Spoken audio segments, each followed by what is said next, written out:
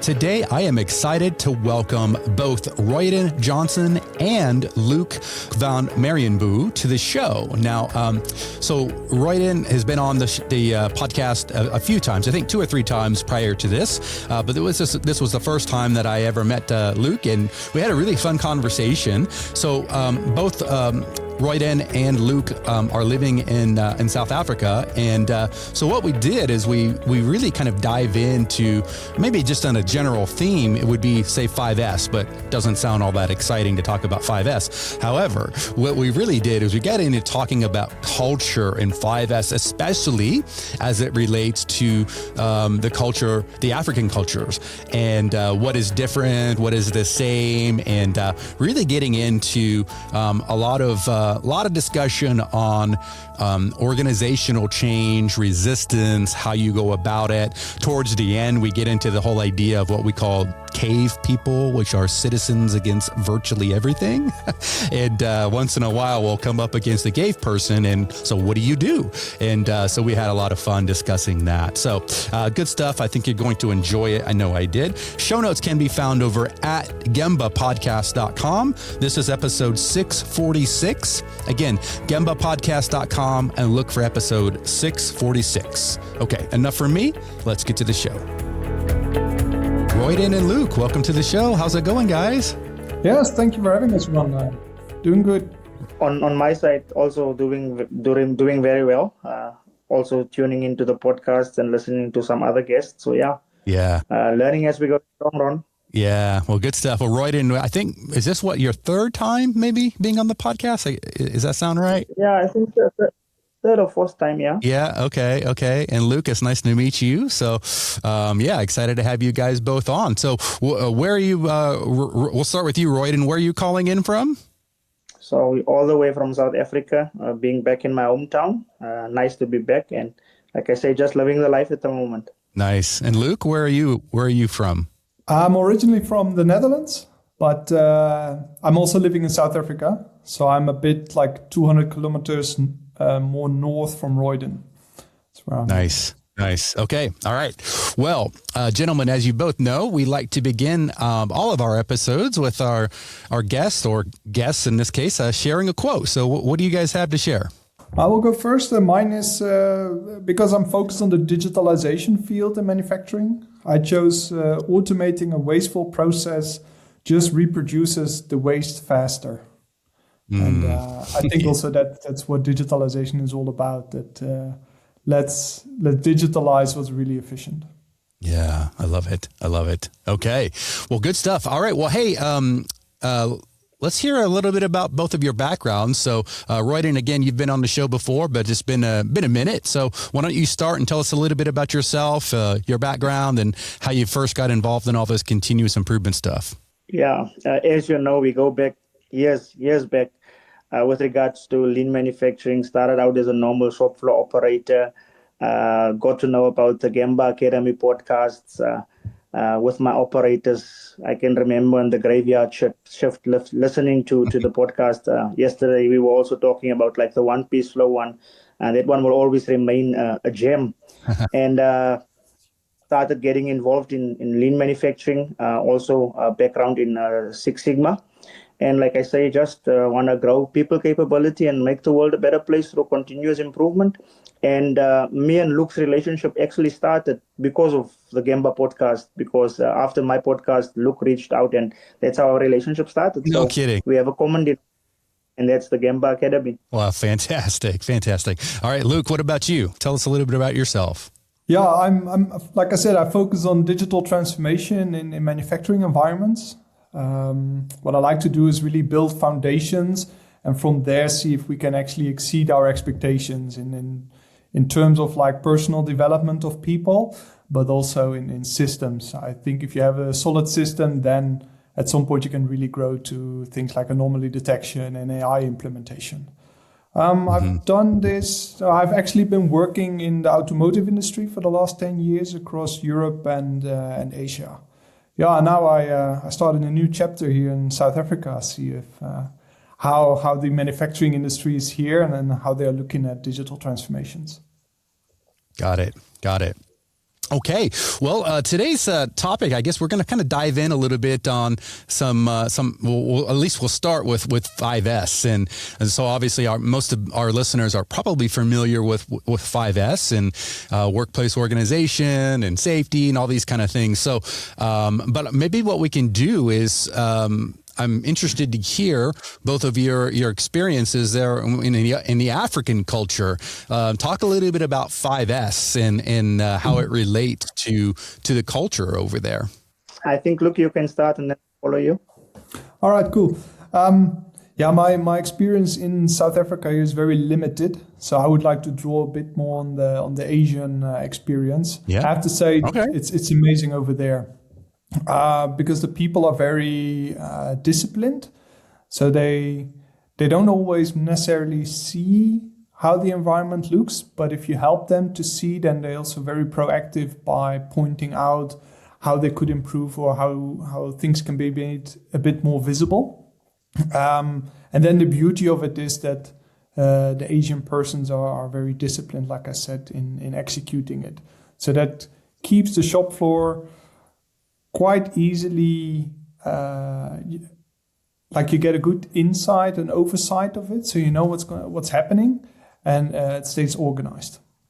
And I think that's a solid base for everything, because as soon as things are transparent, then you can also start building up on improvements. Mm-hmm. Royden, what about from your perspective? Yeah, from my side, as we have discussed in the past, being from Africa, we lean a lot towards moral authority, not so much formal authority. So any operating system that you want to cascade, you need to be very careful in how you do it, especially in the African culture. This is where I've started with a mantra that you need to connect before you want to correct. And then also then you bring in the formal side of making sure that we do drive a level of excellence by connecting what the person is doing, and not only connecting it with inside the plant, but also making sure that you take it outside of the plant. So a little bit of a different approach in Africa because of our history, but you need to remain firm. And like I say, it's connecting that why. And I think Simon Sinek calls it the golden circle. Make sure that what the operator is doing is value adding, and it's going to make his or her life easier. But like I say, you have to be firm. We're coming from a formal authority perspective. You have to be firm, but also leaning to the moral side, whereby they need to see that you actually live what you preach. You cannot be a shop floor leader and you preach 5S, but yet you don't implement or you don't do 5S on your own. Do you have any examples to where maybe you've done it? Maybe we'll start with the less than ideal state. Like, were you in your career where you've done it poorly, where you didn't connect before you corrected, something like that? Yes. Years ago, I worked at Goodyear. Goodyear has actually left the country now. But like I said, with Goodyear, there needs to be, if you come from a formal perspective and you don't attach any value for the operator, your operator's just thinking you're giving him work. So usually we would just, because we're a global company and we sometimes assume if it works elsewhere, we just implement it on our side. So we failed miserably in the beginning, and then afterwards, like for instance, we had some learnings, like bringing in the union, bringing in different stakeholders, and making it an African thing. We call it Ubuntu. So you make it part of, everyone is involved, everyone has a stake in it, and this is going to improve our lives as a plant as a whole. So a lot of learnings in the beginning, and afterwards. You picked up that when you work with human beings, you need to connect. There needs to be a level of connection. And hence, only later on in my career, I started reading the likes of Bob Chapman and Herb Keller, guys that's been CEOs of global companies in how you change behavior and how you influence and inspire normal shop floor operators. Mm-hmm, mm-hmm. Yeah, I mean, I guess my next question is really, I guess, would value both of your opinions on, many times you'll hear the phrase when you're talking in the lean world, without 5S, you can forget the rest, or something along those lines. And I'm curious to get your thoughts. If someone's listening right now and they are brand new to the continuous improvement world, and I mean brand new, they barely just heard what 5S is. And do you think for an organization that's just getting started, that 5S is a good place to start? Or do you have suggestions for other prerequisites that should be in place before they start? And I'll let either one of you sort of begin to answer that. Okay, so 5S, so basically in manufacturing, we sometimes call it KPIs, we sometimes call it pillars. So you would have your safety pillar, you would have your quality pillar, you would have your delivery pillar, reliability, which is your engineering, and then you would have your people pillar and your cost pillar. Now 5S affects all 4 pillars within the plant, because if you do proper 5S, it will improve your safety. If you do proper 5S, it will improve your quality. If you do proper 5S, it will improve your efficiency. So 5S is basically the tool that gets all the other pillars to be efficient. And like I say, you need to start with 5S, because as an operating tool, it makes you more efficient, it makes you safe, and it makes you reliable. And like I say, sometimes you cannot run it separately from anything within the organization. And a lot of companies fail in that regard, in driving that home and say, okay, why do you need workplace organization? Because as an operator, we don't want you to look around for where the tools is. Why do we want you to apply 5S? Because we want you to work in a safe environment, in an ergonomic environment. Why do we want you to use 5S? Because we want you to be efficient. So it's a tool that basically touch each and every pillar within the organization if you want to have an operating system that's hitting at a high level. What do you think, Luc? Yeah, from a digital angle, it's quite the same. Like if we want to improve and we want to be data driven and improving every day, then you need to be able to rely on your data. And that also means it needs to be clean, it needs to be understandable, it needs to be foundable, and you need to be able to find it in your systems. And that's why I always said standardization is very important. How is our processes, how are they running?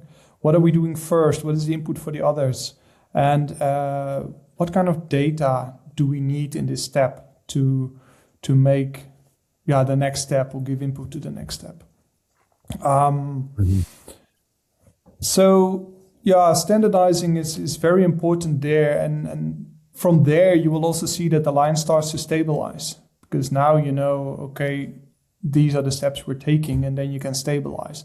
And from there you get a very good overview, and you can easily start detecting deviations, seeing anomalies, and from there you can steer then again for further improvements. And so I do think you need lean discipline first for meaningful digitalization. Hey, Luc, when you talk about digitalization, what do you mean? Just like I like to start with definitions. What I mean especially, you have different gradations, but if I talk about digital transformation, then I really see how can we use digital solutions like applications, MES systems, AI solutions even, to help us run our processes efficiently. For example, our maintenance process. If you do preventive maintenance, okay, that's quite a planned process. So let's take that. It's easy to standardize. So we plan this preventive maintenance. And what we used to do is we would plan it in SAP, print out the sheets, and then the operator would fill it in, return it, and then we would scan it and store the hard copy in the cupboard. But with digitalization, we provided an iPad to the technicians, and they could tick off there exactly what they did. They could fill in some data for gap measurements or anything. Now this data is also available for us, and we can analyze it. We can see like, oh, this check, we do that every second week or every month. And for the past 2 years, it's always been okay.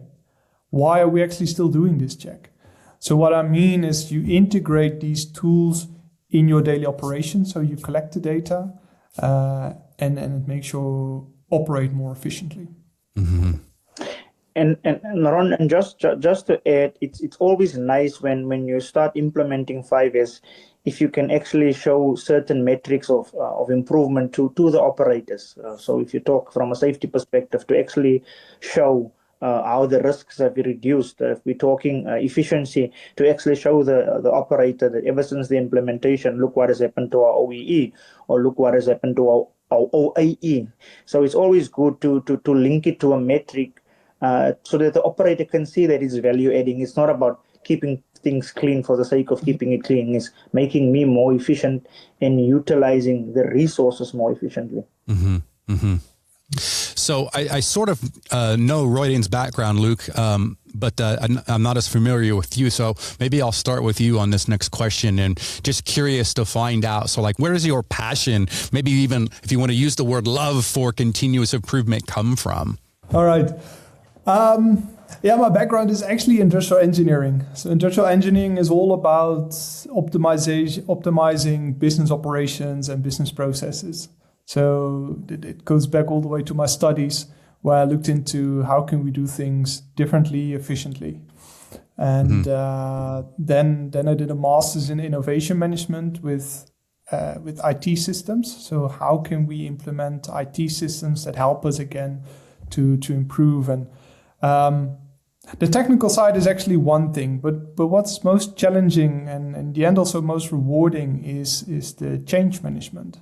Can you get the whole organization along to adapt to your new vision, to your new standard, to work in that way? Because if no one does and no one believes in it, then it was all for nothing. It will not be used. It will have no impact. And in the end, you don't leave an organization with the systems. You won't be remembered by the systems, but you will be remembered by the methodology and the mindset that you try to foster into the organization. So for me, actually, the continuous improvement and especially then the change management part is where the love really burns. Royden, what about you? I think I know some of the answers, but tell everybody. Just to add on that, like I say, as I've grown in my career, and it's surprisingly, when it comes to change management, we usually rely on certain influencing strategies, of which the personal one is predominantly the one we use the most, telling the guy the why. But as I've grown, I've learned that there's different influencing strategies where you have got your social, your structural, and your personal, and you need to have a combination of all three of them to optimize the organization. Some guys do have the personal ambition and the personal discipline to adhere to certain standards. Other guys will look to the guy next to him socially, see, but this guy is doing it, then I need to do it as well. And then you also have to build in strong structures, discipline structures. I always use the example that there's certain things that you can do in the Asian countries with regards to discipline, that you need to build something. For argument's sake, because South Africa has an alcohol problem, over 80% of all our manufacturing facilities, it's compulsory that you are breath analyzed before you enter the plant. So in a lot of other countries, you don't have to do that because of the level of personal discipline. So this is where I'm talking about that structural discipline built into the influencing strategy.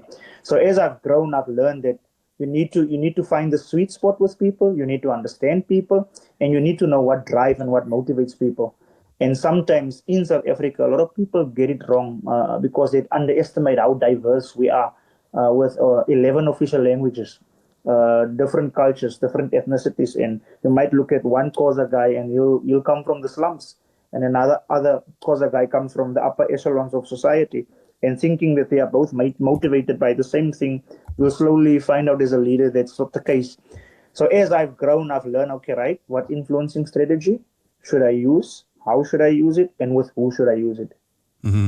Hey, so talking a little bit about influence, I'm curious to get, and either one of you or both of you can comment on this, but there's a little term that we use sometimes in the lean world called the CAVE people, CAVE, and it stands for Citizens Against Virtually Everything. And once in a while, once in a while, we're trying to implement lean in an organization, and we might come across a cave person or two.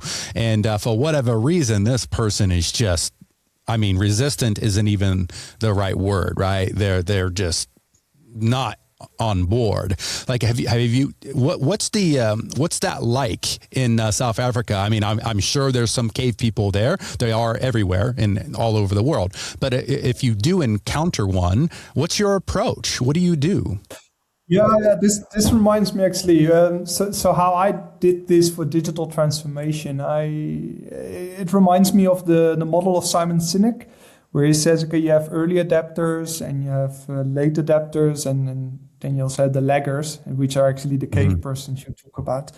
And you first of all need to start to convince the early adapters. You need to create a movement. You need to find people that are willing to experiment, to see, okay, we might fail, but let's try again. And we fail again, okay, let's try again. So they have this relentless energy to keep trying and to keep moving.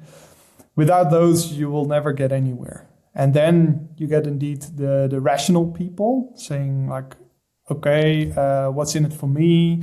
What if it goes wrong? What do we do? Okay, that's the majority of the people. But then indeed you have the laggers, the ones that really don't want to change. And yeah, you have people that are then skilled and motivated, right? And if they are skilled, but they cannot be motivated, then in my opinion, they will phase out at some point. If the majority of all the people are actually going along with the new standard, then and they cannot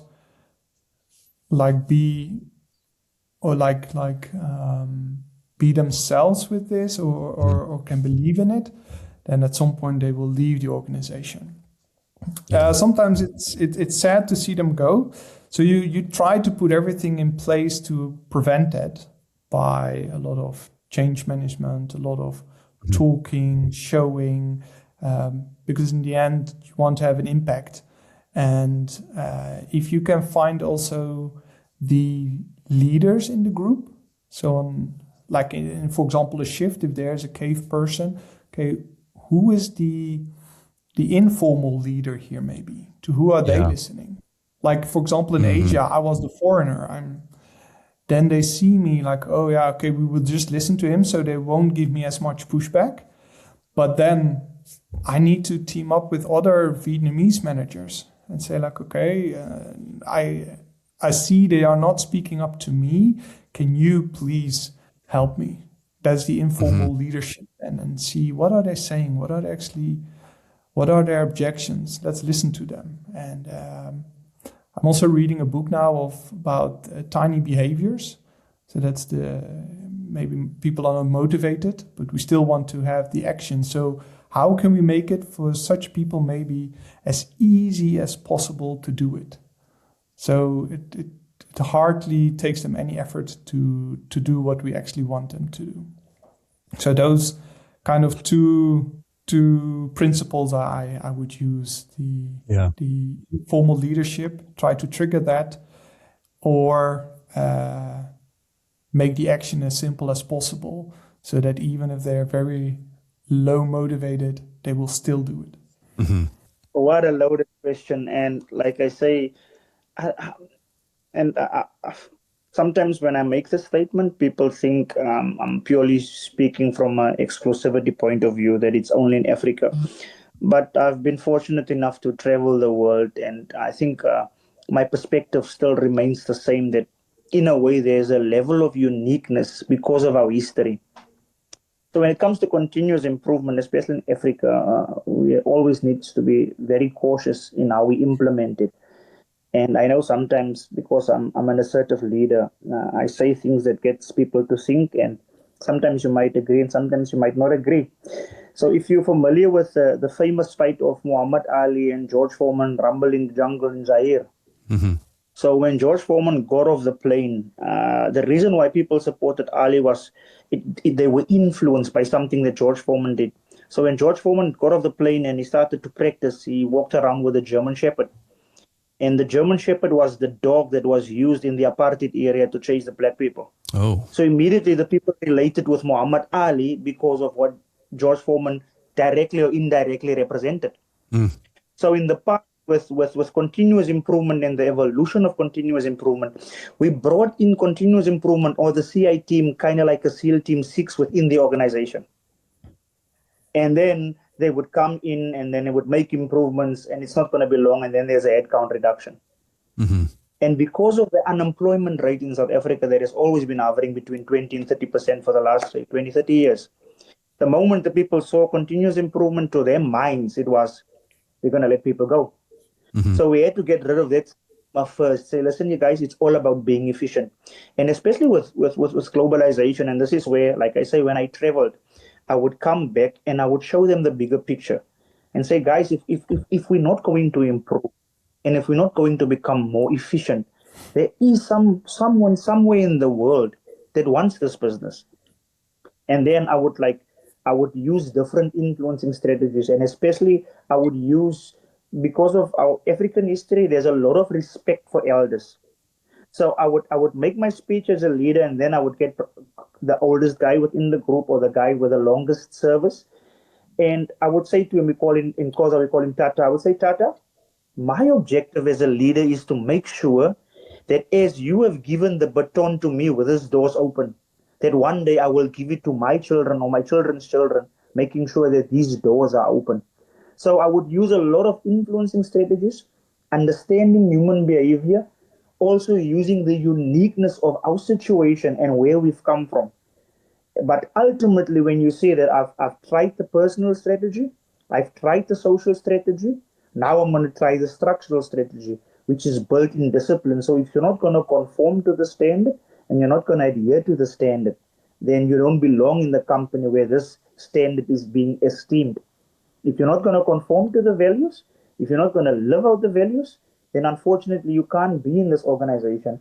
And this is where, like, I also fell in love with the previous LinkedIn CEO, Jeff Weiner, compassionate leadership, where I will transition you out of the organization, and we can still be friends, and we can still see one another at sports events, knowing that it was done for the business and to keep the business safe, but doing it in a compassionate way. Yeah.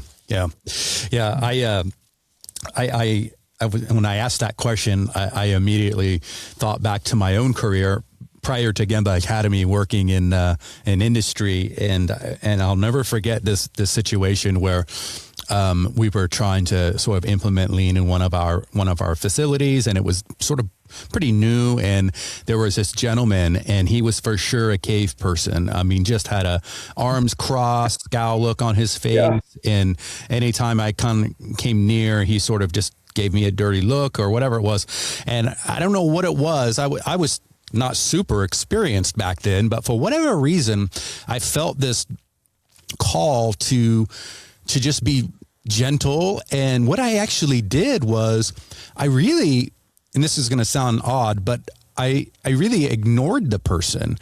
And I just kind of kept going, and we kept working with the other people who were involved, and this person was there.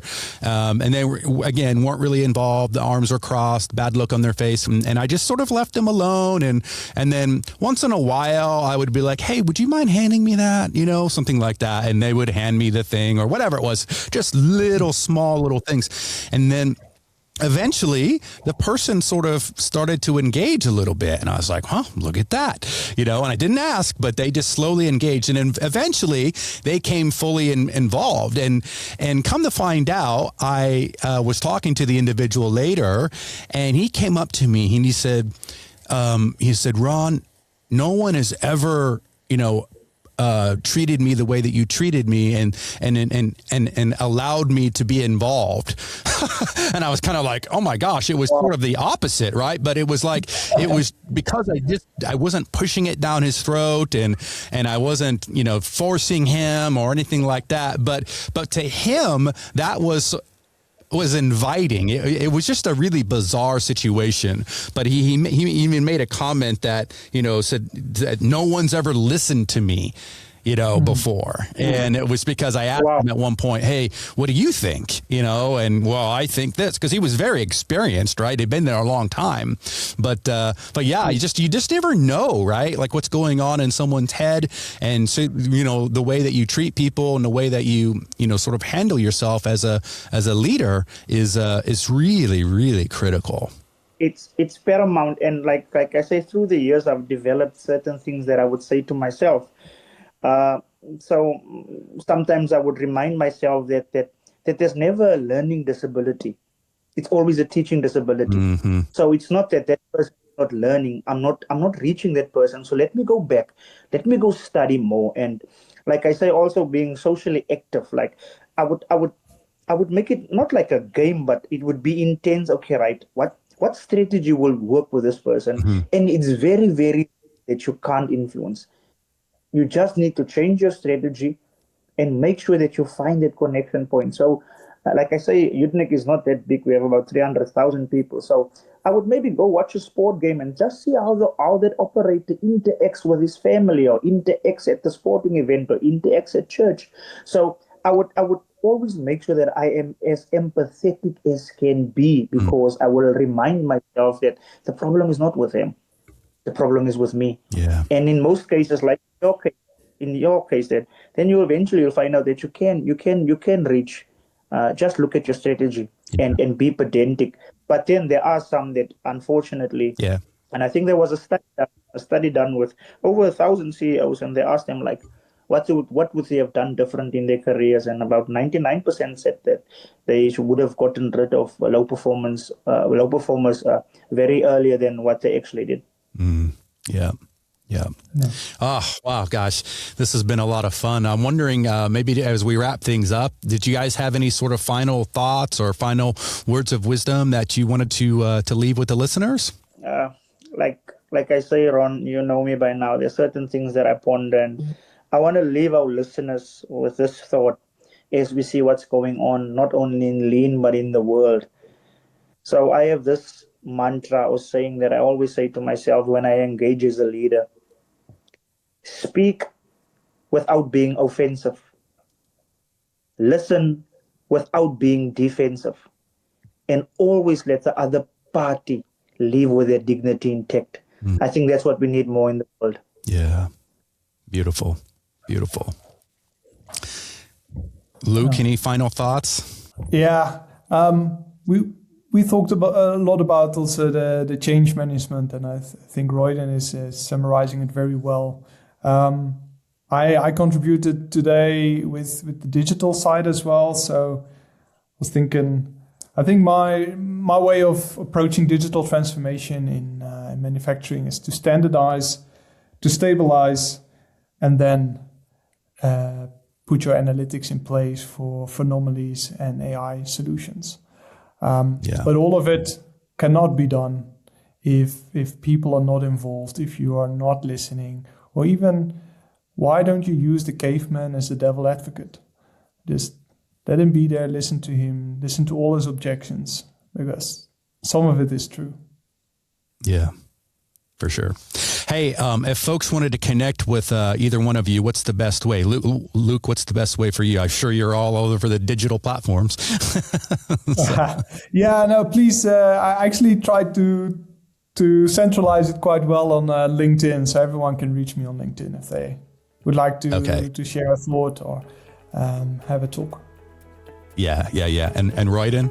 Obviously, via LinkedIn, ever since I've been on the podcast, so many people that has DM. My dream is one day to host a Gamba Academy conference in Africa. Oh, let's go.